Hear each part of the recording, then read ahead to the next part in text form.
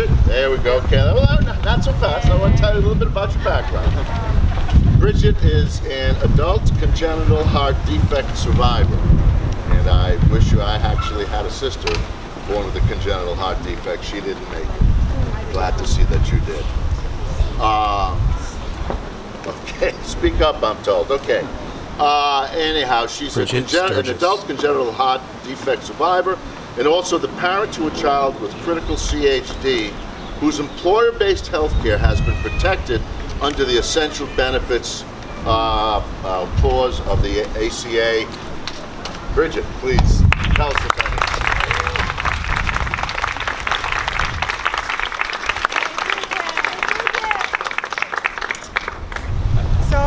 In 2013, I was pregnant with my second son, and I went to the anatomy scan, and everyone wants to know boy or girl. Well, they told me he has a congenital heart defect.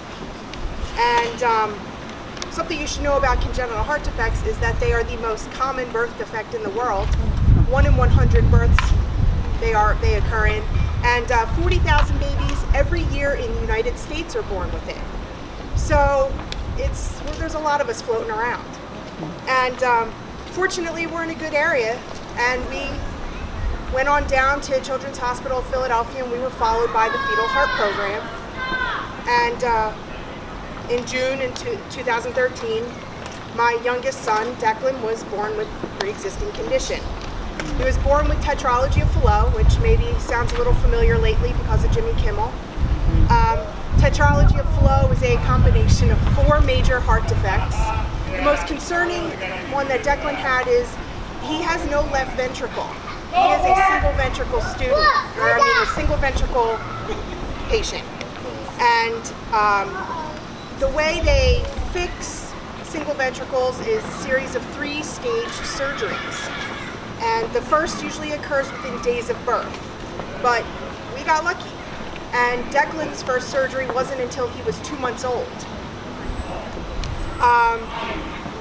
He was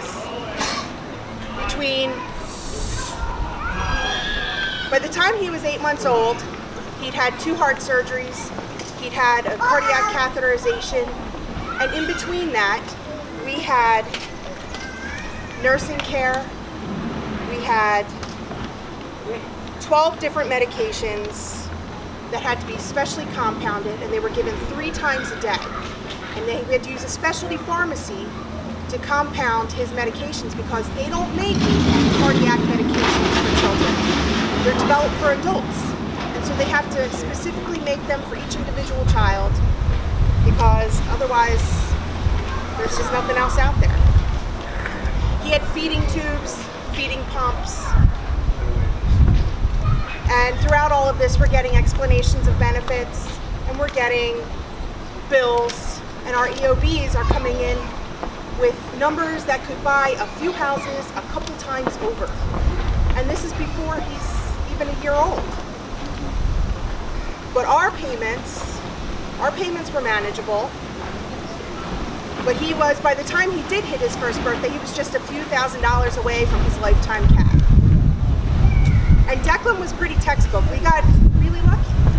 Declan didn't have unexpected complications. He didn't have additional hospitalizations or any unexpected surgeries, and those are all common with CHD kids.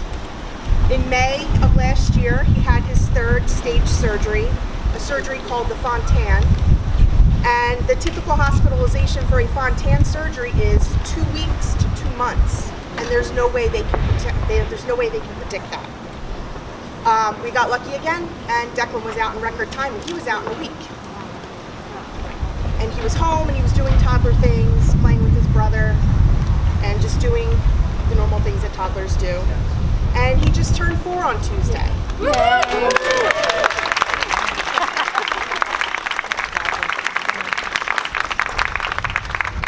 Had the pre-existing clauses been in existence, Declan probably would have been uninsurable by this point. And instead, everything's been covered by my husband's insurance. And there's no lifetime cap. And we would have exceeded that. He still has coverage because of that elimination. And now he has his whole life ahead of him. And we never thought we had to worry about where his insurance was going to come from, but of course now we are. So congenital heart defects, they're a lifelong condition. Even after all his corrections, he's not cured. There is no cure. You need lifelong care. And right now, there are approximately 2 to 3 million people living in the United States with CHD, and I'm one of them. And I know the insurance game with pre-existing conditions before the ACA, because I had to get my own insurance when I was 20, when I finished school and had to get off my parents. And now we're facing a permanent change to Medicaid as we know it. So as he gets older, there's a possibility he may need a transplant, more surgeries down the line. And what if Medicaid doesn't even act as a safety net for him now? And when you or your loved ones have a major medical condition, when you have a disability, you live with a lot of unknown variables. Being able to afford or access health care shouldn't be one of them. Not in our country, not in the most prosperous and richest country in the world. And I had once read back in college that, the real test of a country's morals, of a society's morals, is how we treat our most vulnerable people. And right now, our own vice president is tweeting out things that are painting people with pre-existing conditions as irresponsible. Were we irresponsible to have a baby with a pre-existing condition? We've also heard people with pre-existing conditions and disabilities reduced and dehumanized compared to burnt houses. We've been reduced to dollar signs, referred to as nuisances, and it's been implied that maybe we don't lead good lives because babies don't lead good lives.